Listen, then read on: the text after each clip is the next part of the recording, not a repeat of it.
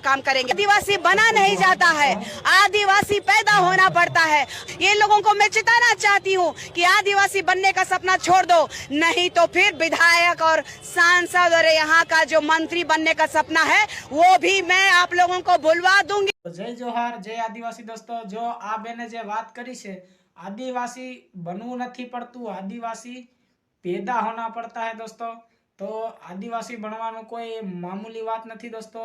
तो त्यारबाद आपणे बात करशुं आपणा धारासभ्य श्री चैतरभाई वसावा, जे मनसुखभाई विषे जे चैतरभाई वसावा बहार आवीने शुं बोल्या छे तेमनो જરાક વિડિયો જોઈ લઈએ दोस्तों। તમે લડો છો સામે મનસુખ વસાવા પણ છે। મનસુખ દાદા અમારા સમાજના વડીલ છે। હું તો 80 દિવસથી જેલમાં હતો, બહાર હું થયું હું નથી હું જાણતો નથી, પણ મનસુખભાઈ પણ તે દિવસે 5 મિનિટની અંદર તે ઓફિસમાં આવી ગયા હતા। એમને પણ ખબર હતી કે અહીંયા કોઈ ઘટના ઘટી નથી, સીસીટીવી ફૂટેજ બધા હતા। સીસીટીવી ફૂટેજ ક્યાં ગયા? મનસુખભાઈ પણ ત્યાં હાજર હતા। આ જ વસ્તુ નહોતું થયું, મીટિંગ પછી 5 મિનિટ તરત આવ્યા હતા। એટલે મને લાગે છે આ સાજિશ બનાવીને મારી સાથે મને ફસાવાનું કાવતરું કર્યું છે, પણ કઈ વાંધો નથી, અમારી જનતા બધું જાણે છે। આવનારા દિવસોમાં એનો ન્યાય થશે। तो ત્યારબાદ दोस्तों આપણે વિડિયો જોશું ચૈતરભાઈ વસાવાનો બીજો।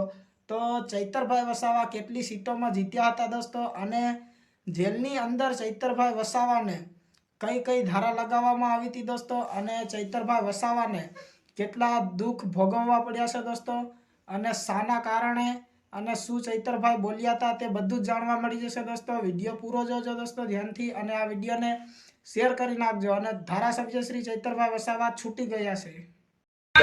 મને 1,18,000 મત મળ્યા, 60,000 ની તો મારી લીડ હતી।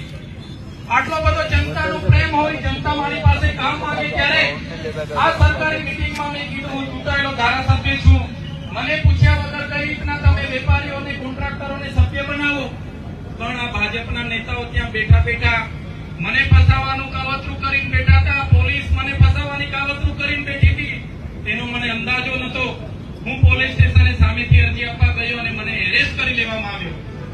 એક વિપક્ષના ધારાસભ્ય તરીકે સંવિધાને અમને સત્તા અને પાવર આપ્યા છે, છતાં આ લોકોએ મને 2 વાગે એરેસ્ટ કરી લીધો અને એફઆઈઆર રાતે એમણે 307 જેવી ગંભીર કલમો લગાડીને અહીંના આઈપીએસ અધિકારીના ઇશારે મને જેલ હવાલે કરવામાં આવ્યો। વડોદરા સેન્ટ્રલ જેલમાં 80 દિવસ જેટલો સમય મેં કાઢ્યો, ત્યારે મને એટલું દુઃખ થયું કે મારો ડેડિયાપાડા સાગબારા મહિલાનું અપમાન કર્યું છે એવું બી કહેવામાં આવે છે કે મહિલાનું તમે બેઠકમાં અપમાન કર્યું છે। બિલકુલ ખોટી વાત છે। તાલુકા પંચાયત સાગબારા જે બેન છે ચંપાબેન, કેલ ગામે એના ઘરે હું પોતે ગયો છું।